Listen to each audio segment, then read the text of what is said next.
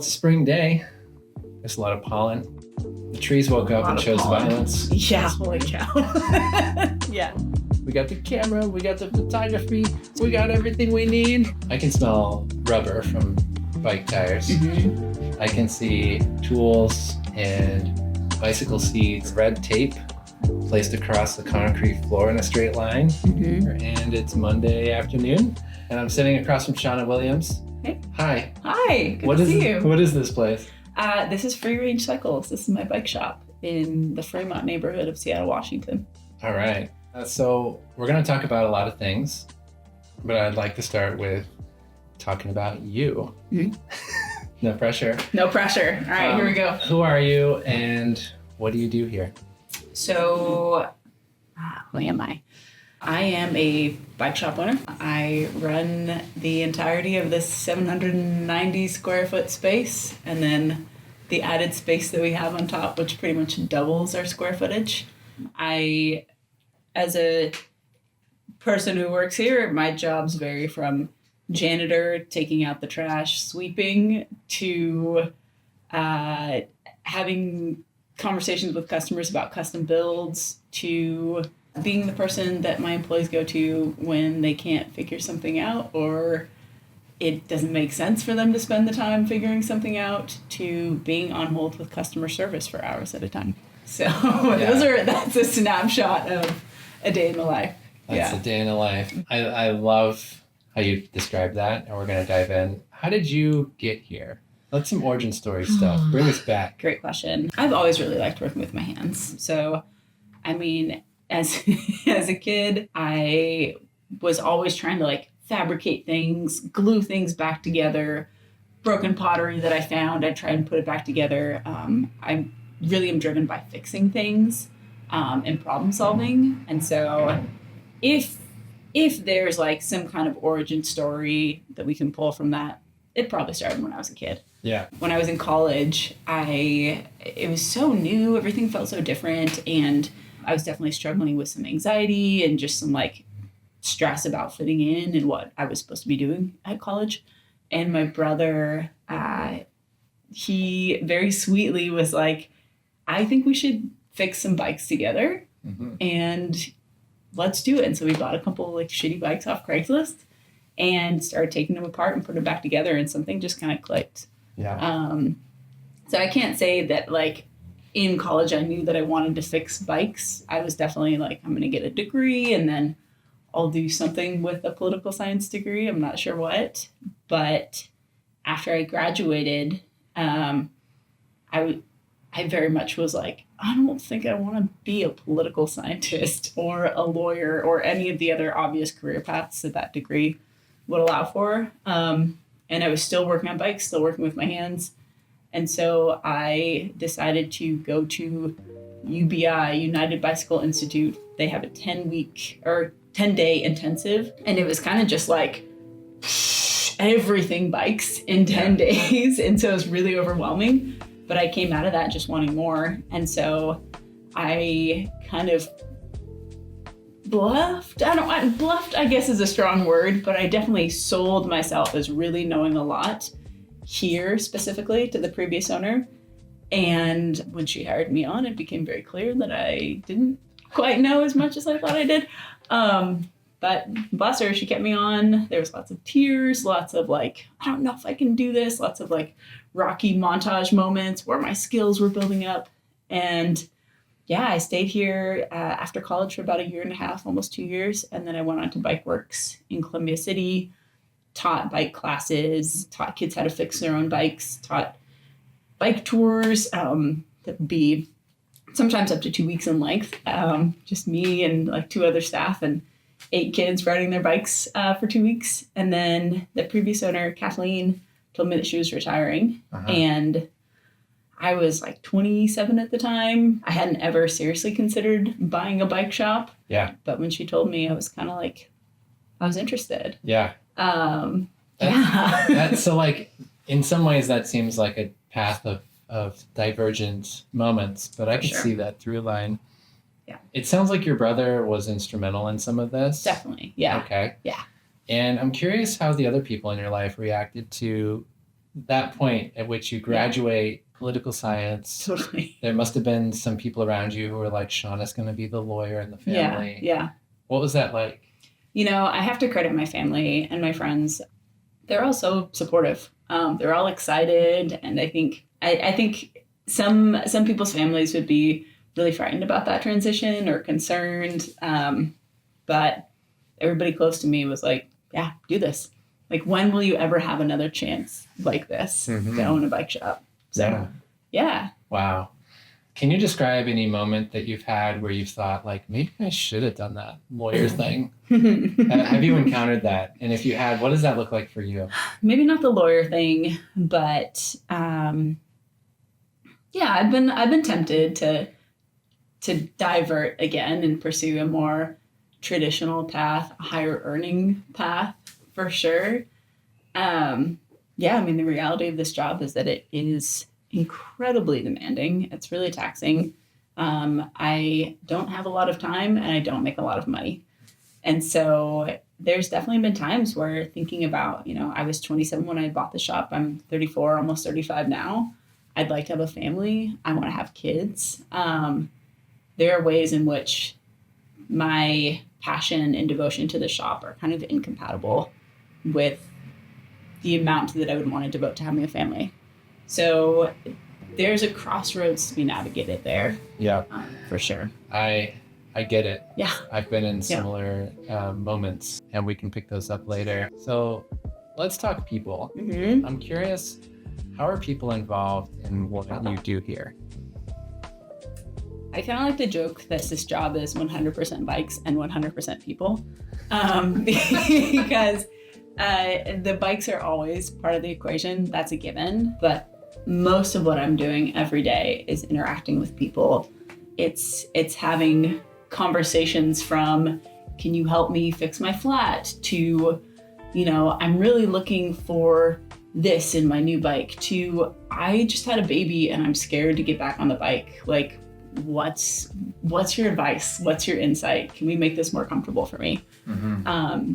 The previous owner really instilled in me that, like, people are what make this space special. So the business from the onset has always been very people driven, which is part of what was exciting to me about taking it over. I love fixing things and problem solving, but I feel like my passion is really community and relationships. Yeah. Do you find, as you moved from being, I presume you were a mechanic at first, Mm-hmm. or do you encounter people differently now that you're the owner? That's a good question. To credit our customers, there's very seldomly been any like, oh, you're the owner? I haven't really gotten a ton of pushback on my position here, or, if I should be the owner of a bike shop, anything like that. Part of that, I'm sure, is just we're in Seattle. And so I think that the people who are coming into bike shops might already lean a little bit more progressively minded if they're using bikes as an alternative to cars. But I also think that, the shop, I bought this shop from a woman. So it's been nice that hasn't ever been a question. I think that something that has surprised me is moving from mechanic to owner. So much of my focus is just on my staff and, like, how do I support and empower them to be able to do their jobs effectively. Yeah. And a lot of the role that I play at the front desk up here is just like blocker, essentially.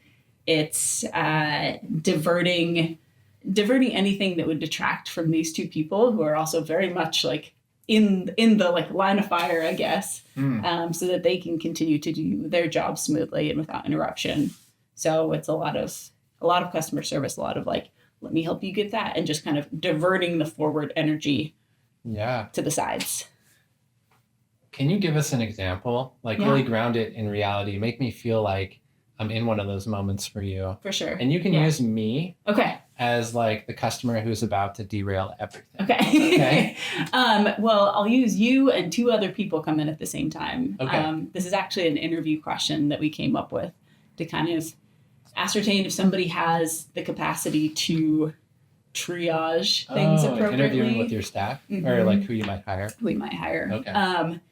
But we have an employee over here in stand A, employee here in stand B. I'm at the front. You come in, and do you want to talk about your custom wheel set? Okay, let's make me really annoying though. Okay, so you need it right now. There's no preamble, no introduction. Just hey, I need it yesterday. Yeah, you need it yesterday. And also, can we fix this thing that's like irritating on your bike that's broken? And then 2 other people come in. And so my job as the person in the front is to check in with you, make sure you understand timeline and like that you've been heard. Check in with the other people, make sure that they know where in the shop they need to go to get their supplies. And then figure out which of these 2 people is in a part of the process that I can divert them from their tune-up to help somebody out if needed. Yeah. So if somebody is doing a brake bleed with mineral oil and they have 2 syringes in their hand over here and they're, you know, trying to make a brake system work, I'm not going to pull them for that project. If somebody over here is just, you know, making their final checks on a tune-up, I'll say, hey, when you get a moment after you do your final checks, can you check in with so-and-so? Do you ever find, and I'm speaking from the experience of working in a tattoo shop at one point in my life, do you ever find that people try to circumvent you and kind of go directly to another person? I mean, you were using line of fire language and blocking language. How do you manage moments like that? A lot of it is using words like, I'm happy to help you right now, or like, you know, so-and-so is in the middle of a thing, but can check in with you in a minute. But a lot of it is empowering my staff to say, you know, I'll be with you. I'm going to finish this X task and then come back around, or just making sure they know that they're empowered to like take a beat. There's really no such thing as a bike emergency. So unless somebody is hurt and comes to our door, you know, bleeding and dragging a bike, a minute is not going to change the outcome of whatever we're about to do, but it will improve the likelihood that something gets done with the attention to detail that it deserves. Got it. So I'm going to bring back to life something I mentioned at the very beginning of our conversation. That is the piece of red tape on the floor. Can you describe what it looks like up here? That's a great question. So we have what feels to me like a pretty clear delineation between shopping customer space and mechanic space. But the reality is that it's a little fluid, or I think it can appear to a customer as being fluid. And so we've had many interactions where somebody who was really intent on, you know, this specific thing is going on with my bike, and let me just show you. They'll come back and kind of interrupt the triage process, or like kind of crowd the space, and there is not space back here. Got it. Especially when it's a day when we have 4 people working, there's not enough room for another person to be up in this business. Right. And this being like, so 4 people jammed in this area where you have a counter with a computer, you have 2 bike stands, often with big old bikes in them. So you've got at least 3 people, 2 of whom are working around 360, a large bike, which is kind of an awkward shape. It's awkward. And there's like maybe 10 feet in which to do it. Right. And so you have this little break in the counter where you're like, this is how you would enter in and out. But you're trying to figure out how to convince people. Exactly. So the red tape was an experiment. This went up about a month and a half ago. And the idea was just, okay, let's put some red tape down just to delineate 2 spaces. And really, I feel very comfortable saying, I'm going to have you wait back there. But now I have a line where I can say, I'm going to have you wait behind the red tape. What we've realized is that the people who were already going to respect the space see the red tape, and it double reinforces like, oh, I'm not supposed to go back there. The people who weren't going to respect the space anyway don't notice it. So it's had very little bearing on the number of conversations like, I'm going to have you wait back there. I think I'm going to leave it there just because at this point it's amusing. Yeah. But at least now I have some more like and they cross the red tape, I have a little bit more cause for internal outrage. I can imagine. So 2 quick questions, answer them obviously however you'd like. What's your favorite thing about the people side of this place and what you do? I feel so fortunate that we have long-standing relationships with many customers. We have customers who have been coming in here for 25 years.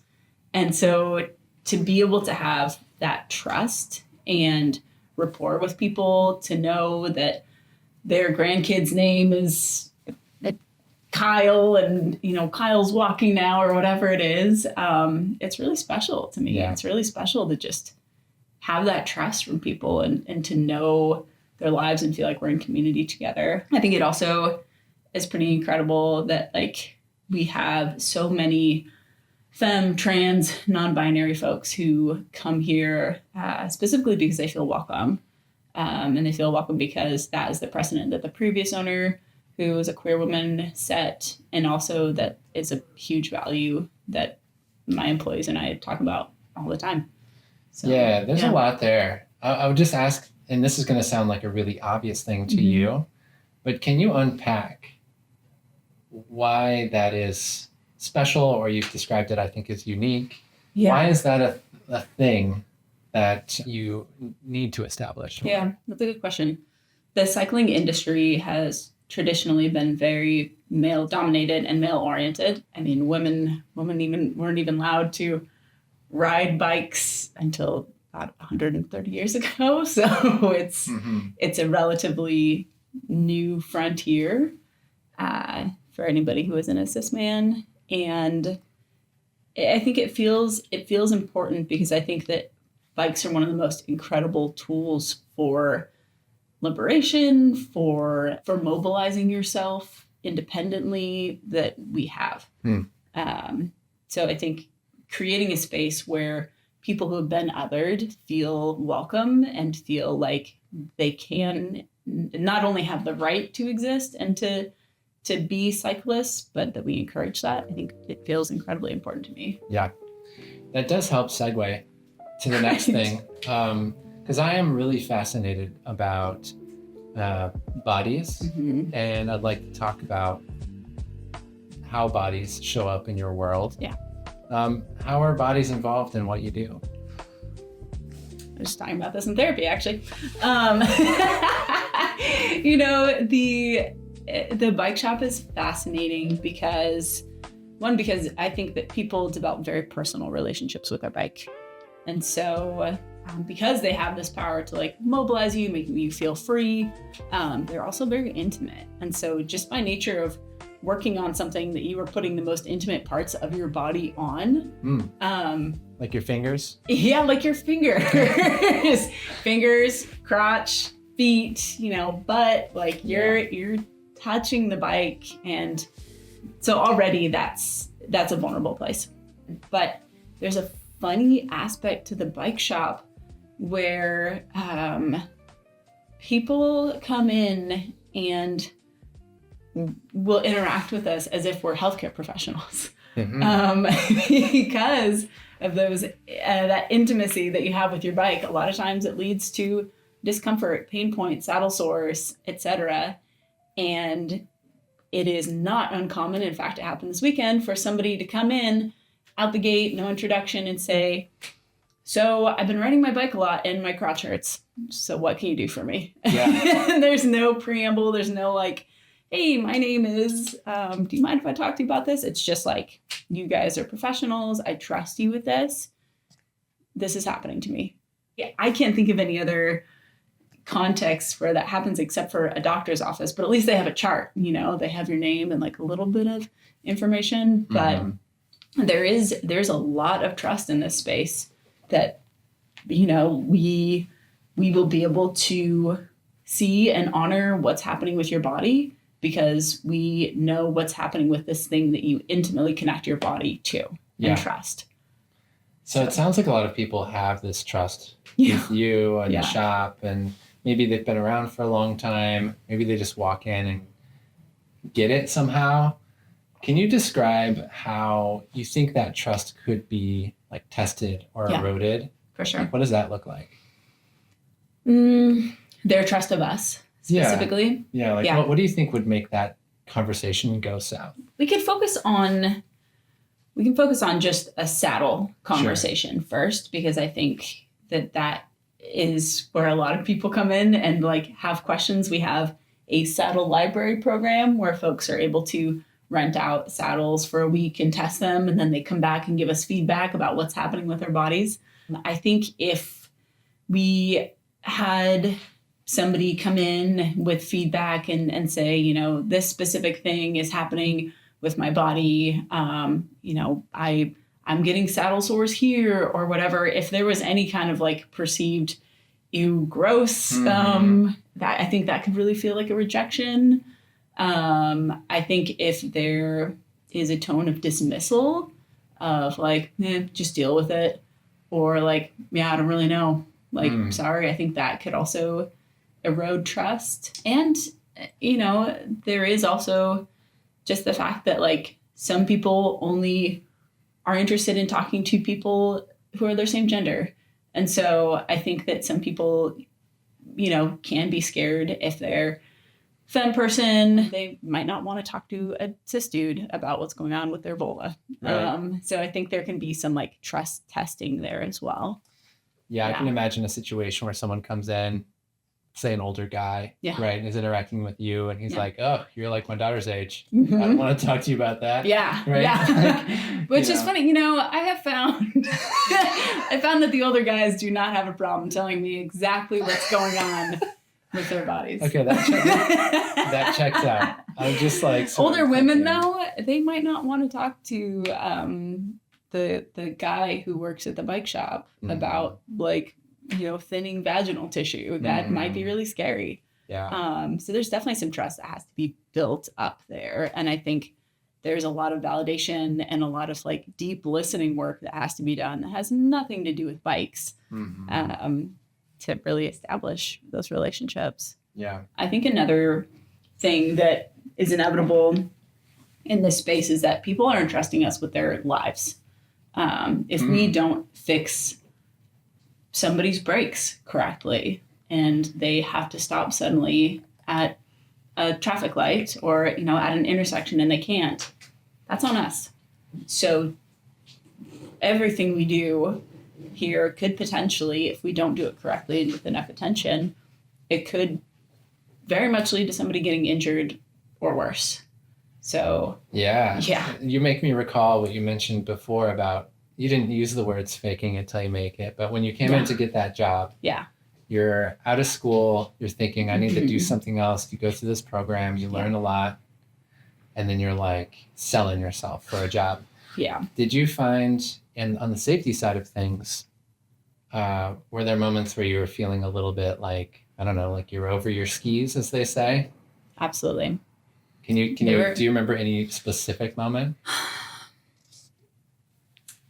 I don't know that I have a specific moment, but the previous owner was very quick to say like, that's unsafe, and the way you did that could kill somebody. Like no sugarcoating, and you know, definitely struggle with some OCD stuff around just like checking things.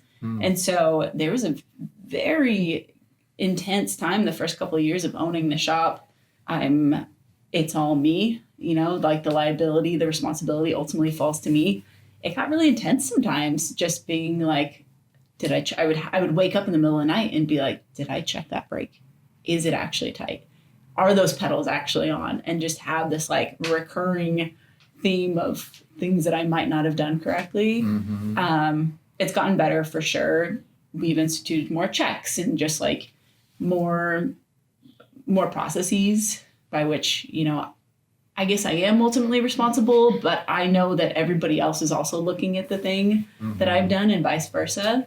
So that does take a little bit of the anxiety away. But the reality is, like, people are not just entrusting us with, you know, these intimate conversations about how they're connecting with their bike. They're trusting us with their lives. Yeah. So, yeah. Wow. That's not something I would think about I don't know. Maybe it's just me, but when I look at what you do, it's not the first thing that comes to mind. Thanks for sharing. Let's talk about money. Yeah. How's money involved in what you do here? I'll back up. Both of my jobs prior to working here the first time as a mechanic were nonprofit. So I had kind of a funny idea of the morality around money, around making money, around what it's for, who it should serve. And after I left here to go to Bikeworks and work at another nonprofit, it was really hard coming back to take over the business and figure out how to run it as a business. I had a lot of guilt, a lot of shame around charging people the appropriate rate for things. I think part of that is probably some like internalized imposter syndrome for sure. But it's only been recently, honestly, in the last like 2 years that I have been able to recognize that the shop deserves to be profitable, that it has to be profitable if I want to take care of my employees as well as I'd like to, and if we want to keep existing. So but it's been a lot of pain points for sure.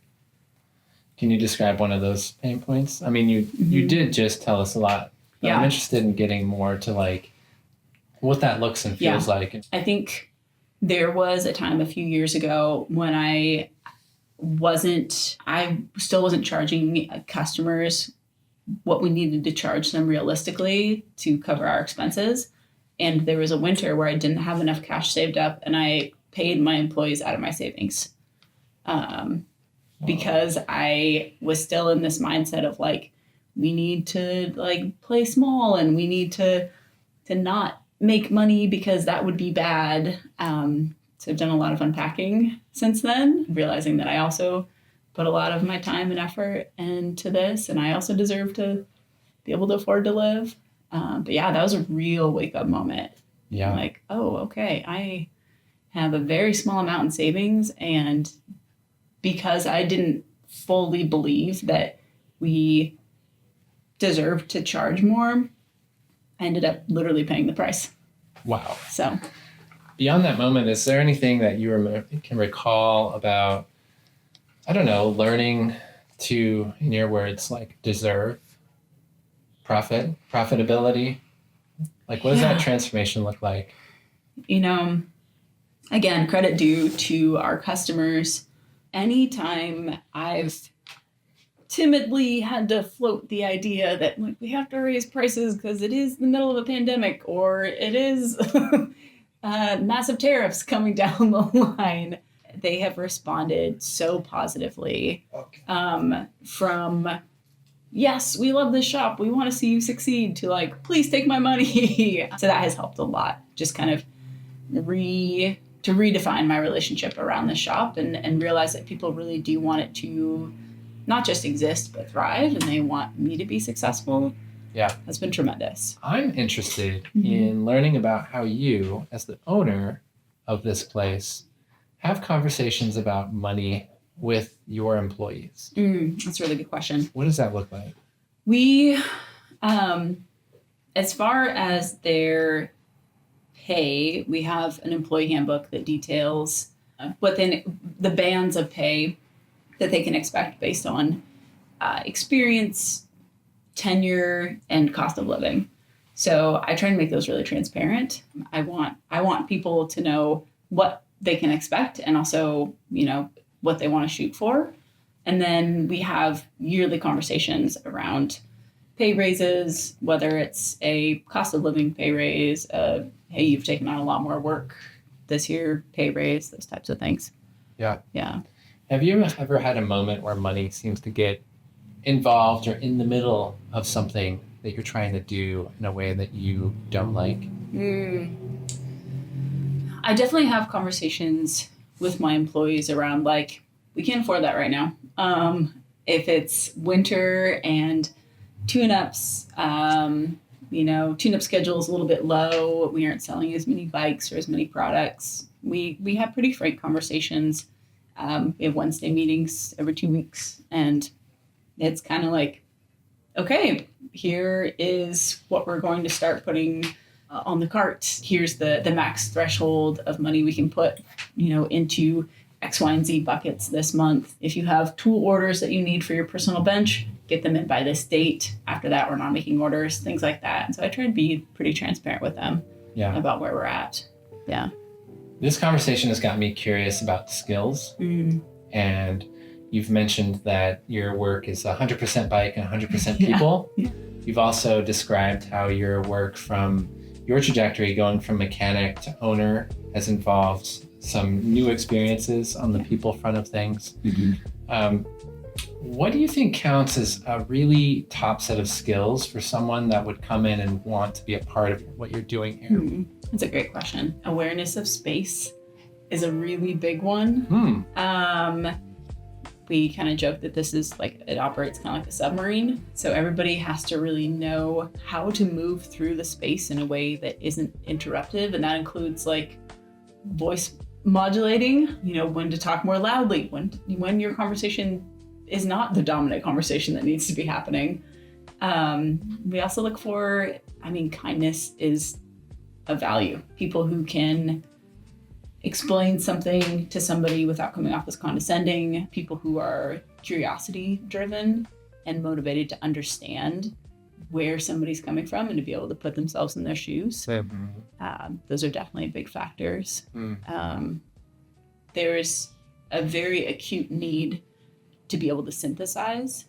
So we joke about don't get lost on the customer's ride, because a customer can come in. It sounds disparaging, but bear with me. A customer can come in and they can start opening up a lot of tabs, essentially, for what they want to have happen. And it's our job to synthesize from all these tabs. I think they mean this, because, they don't have to have all the information about what's possible. That's not the customer's job, but it is our job. And so it feels really important to me that somebody can synthesize, okay, the customer is describing a feel that's like this. What can we actually put together that's going to give them that thing? Oh, can you give me an example? Yeah, it happens a lot with gearing. So especially in Seattle, we have really steep hills.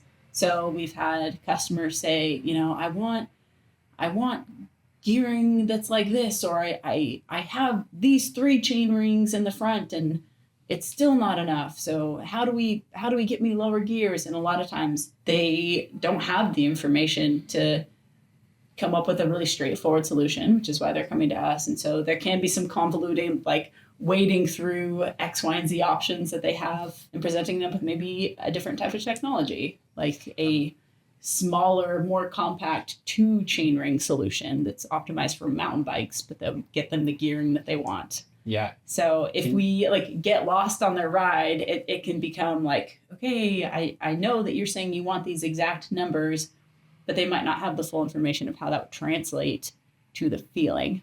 So can you break that down for the people? You talked chain rings, you talked gearing, you talked hills. Yeah. What does that mean?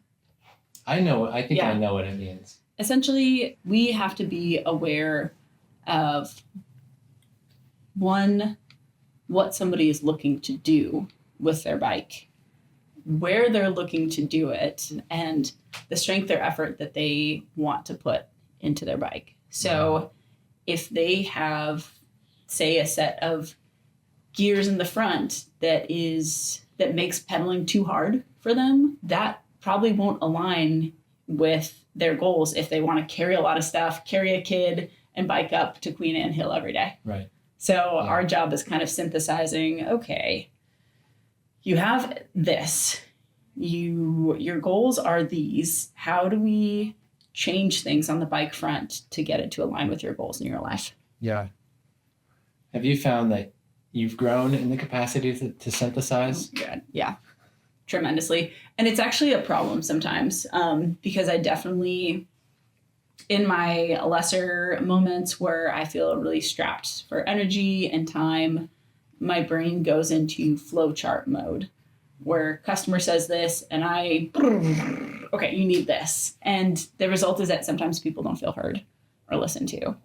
And sometimes I get the thing wrong, or I jump the gun on what I think they're saying, and they actually mean something totally different. So yeah, there's been a learning curve there for sure. First, the learning curve to learn how to synthesize those things, and then the curve to like pull back and be patient and exercise that curiosity that I value so much.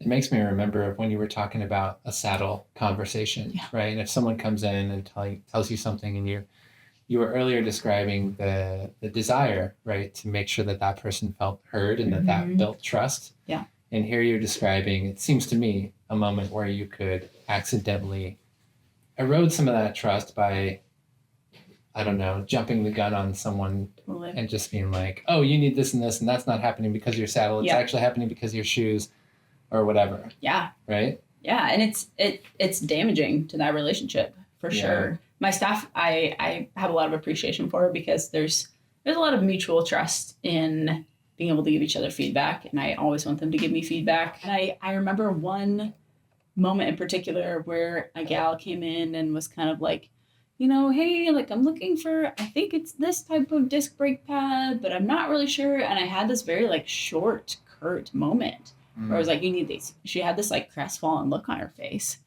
And I was like, I messed something up there. And then I kind of looked around and I was like, I didn't do that well, did I? And both of my staff were like, that was horrible. Like, don't do that again, essentially. Like you were pretty harsh with that person for no reason. You know, we all get like thin at the end of the day. This is a very customer service oriented job, and also a very like work on a tiny thing and try and make it very precise with an 0.5 millimeter job.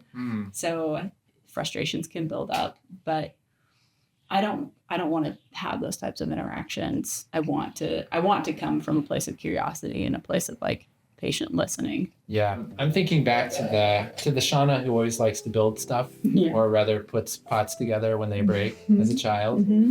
If you could go back and tell that Shawna something about what you're doing now, or some lesson learned that you think that Shawna might pay attention to, what do you think you'd focus on? Well, I think when I was young, I wanted to be an archaeologist. Tight. Like dino bones? No, like ancient Egypt specifically. Okay. We lived in Italy for a few years when I was a kid, so ancient Rome was like...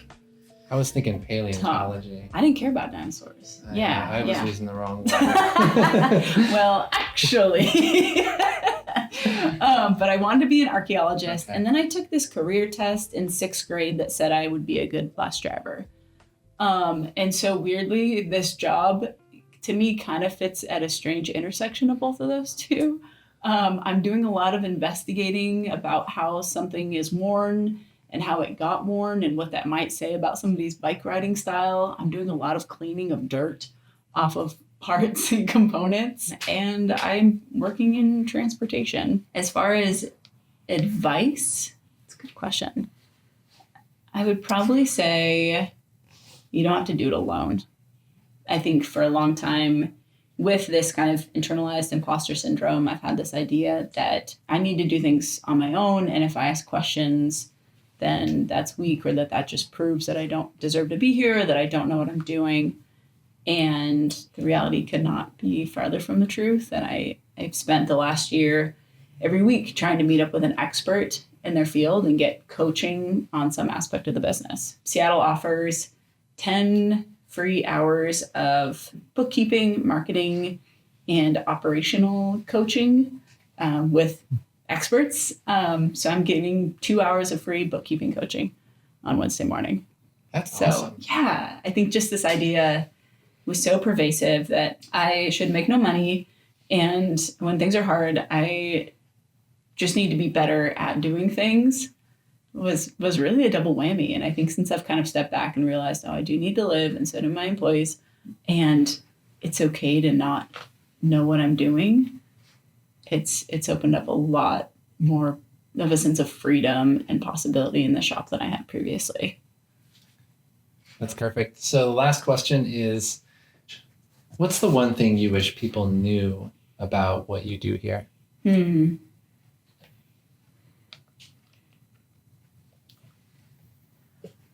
I'm trying to pick just one thing. About 3. Okay. That it's hard. It's really hard. I want to spin that in a way that doesn't sound entirely negative. But I think that we are, all of us, me and my staff, at all times doing our absolute best. We make mistakes. Sometimes we order the wrong thing. Sometimes we drop an email. Sometimes something isn't adjusted the way somebody wants to, but that we are all trying so hard. And for each of us, it's a labor of love because nobody is making very much money in this work. Mm-hmm. So I think that's the main thing to let people know, but also just this shop, this space, like the people who come in here, like I consider them my community, like they're my people. And yeah, there's no work I've done yet that has felt more valuable. Yeah. So it is hard, and also it feels very worth it. That's awesome. Yeah. Well, Shawna Williams at Free Range, thank you so much. It's been a pleasure. You're amazing. Thank you. Cheers. Cheers. Appreciate it.